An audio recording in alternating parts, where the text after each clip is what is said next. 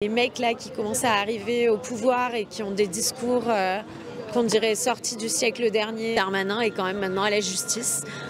Donc il y a zéro limite au foutage de gueule, on dirait. Vous pouvez vous présenter s'il vous plaît? Oui, je m'appelle Stéphanie Lopez et je suis co-secrétaire à Féministes en tout genre 45. C'est une asso féministe et de sensibilisation aux discriminations. Alors on essaie de balayer un petit peu toutes les discriminations. Donc il y a validistes, racistes, sexistes, économiques. Enfin, il y a beaucoup de choses, voilà, beaucoup de discriminations.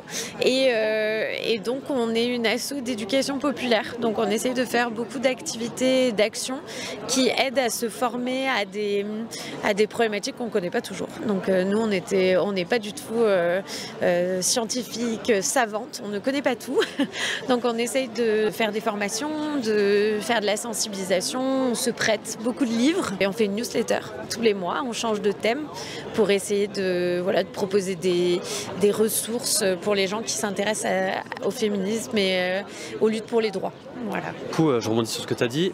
Pour toi, le féminisme, c'est vraiment quelque chose d'intersectionnel, ça reprend toutes les luttes. Une chose sur laquelle on essaye de plus en plus d'insister, c'est de se rendre compte que souvent les discriminations se retrouvent et se recoupent et que donc être une femme, c'est difficile.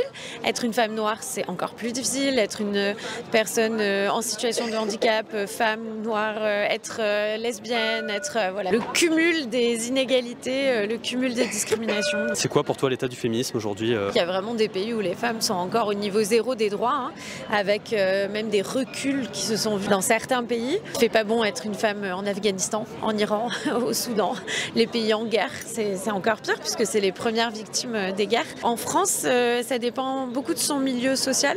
Il y a des femmes précarisées qui subissent vraiment de plein fouet ce qui se passe parce qu'elles-mêmes n'ont pas souvent le temps ou les moyens économiques, n'ont pas forcément eu accès à une éducation. Donc pour se déconstruire quand on n'a pas le temps de réfléchir, c'est compliqué parce qu'on s'occupe des enfants ou de la maison. On pourrait se dire que plus on monte dans les revenus et mieux ça se passe. En réalité, sur le terrain, c'est pas le cas. Il y a des femmes extrêmement riches qui évoluent dans des domaines où elles gagnent beaucoup d'argent et pourtant elles subissent le patriarcat parce qu'elles sont dans les sphères du pouvoir. Hein. Donc ça va être sur la charge mentale, la charge émotionnelle, la charge contraceptive, des problématiques qui sont vraiment vicieuses parce qu'elles sont beaucoup moins évidentes qu'une femme qui n'a pas le droit de vote ou une femme qui se fait tabasser par son conjoint par exemple. Donc l'état du féminisme, c'est pas la grande forme.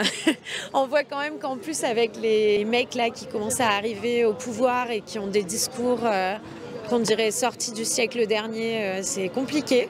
On voit déjà qu'ils mettent au gouvernement, notamment Darmanin, qui est accusé. C'est ça, ils mettent des mecs qui sont mis en examen et en plus Darmanin est quand même maintenant à la justice. Donc il y a zéro limite au foutage de gueule, excusez-moi, mais c'est juste incroyable. Hein. Et puis c'est qu'il n'y a pas d'argent en fait, ils ne nous donnent pas d'argent. Donc les associations, elles se débrouillent avec le temps, l'énergie et les ressources personnelles des bénévoles. On a quand même entendu au début du règne de Macron que c'était la première cause du quinquennat. Donc là, quand on voit qu'il a annoncé plus de 100 milliards pour l'intelligence artificielle, on dit que c'est qu'une question de priorité. Hein. Donc il n'y a pas beaucoup de moyens qui sont mis, il faut arracher les subventions, il faut faire des dossiers, il ne faut pas gêner surtout. Du coup, pourquoi c'est important de lutter aujourd'hui? Parce que les droits, ils sont acquis que pour un temps et que si on s'endort, ils sont vite remis en question par ceux qui veulent les garder pour eux. Donc si on s'endort, quand on se réveillera, ça va être compliqué, je pense. Très bien dit. Merci beaucoup. Merci à toi. Merci beaucoup.